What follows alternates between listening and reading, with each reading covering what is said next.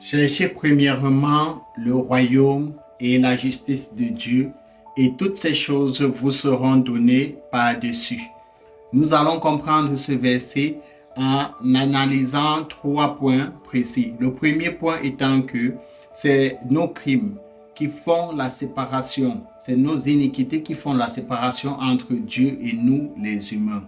C'est nos péchés qui nous cachent la face de Dieu et sa gloire.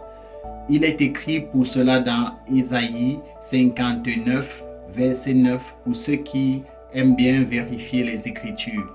Cela est totalement noble.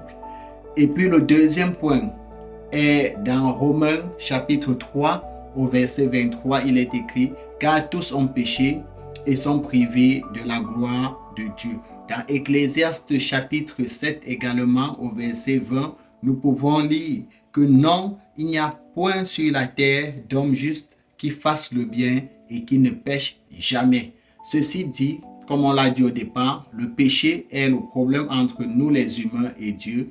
Et nous tous les humains, nous avons péché et nous péchons continuellement, sans exception. Celui qui dit le contraire est un hypocrite et il traite Dieu de menteur conformément à ce qui est écrit dans 1 Jean 1, verset 8.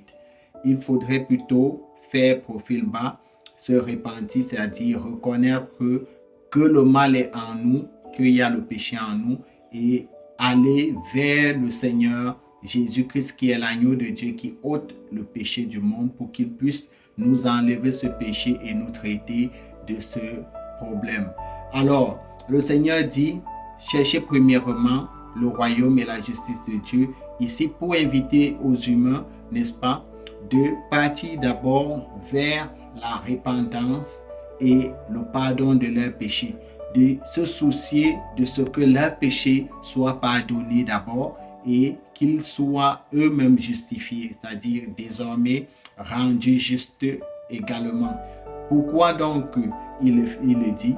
Parce que personne ne pourra entrer au royaume des cieux, dans la présence de Dieu, sans la sainteté, sans la justice. Et la justice nous vient gracieusement par Jésus-Christ.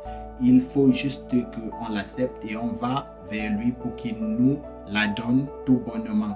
Alors, il dit, heureux ceux qui ont faim de justice, car ils seront rassasiés. Alors, la solution se trouve dans Actes chapitre 2 au verset 38. Après avoir écouté l'évangile, comme je vous ai dit, que tout le monde qui a péché est privé de la gloire de Dieu et que vous commencez déjà à vous soucier de ce qui adviendra de vous lorsque vous serez en jugement devant l'Éternel.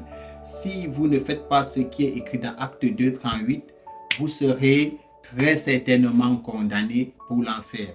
Mais Dieu merci, il permet que vous écoutez cette vidéo pour vous éviter cela. Acte chapitre 2 au verset 38. Les gens qui ont écouté l'évangile, qui ont eu le cœur vivement touché, ont demandé à Pierre et les autres apôtres, « Hommes frères, que ferions-nous » Et Pierre leur a dit, « Repentez-vous, que chacun soit baptisé au nom de Jésus-Christ pour la rémission de vos péchés. Ensuite, vous recevrez le don du Saint-Esprit. » Il précise bien pourquoi il faut se faire baptiser au nom du Seigneur Jésus-Christ en disant pour la rémission de vos péchés. Ensuite, vous recevrez le don du Saint-Esprit. Donc, sortez des débats selon lesquels qu'on baptise au nom du Père, du Fils et du Saint-Esprit ou pas, c'est la même chose. Faux, faux, faux. Il faudrait vous faire baptiser au nom du Seigneur Jésus-Christ si vous voulez que vos péchés soient pardonnés et que le Saint-Esprit vienne faire de vous de nouvelles créatures qui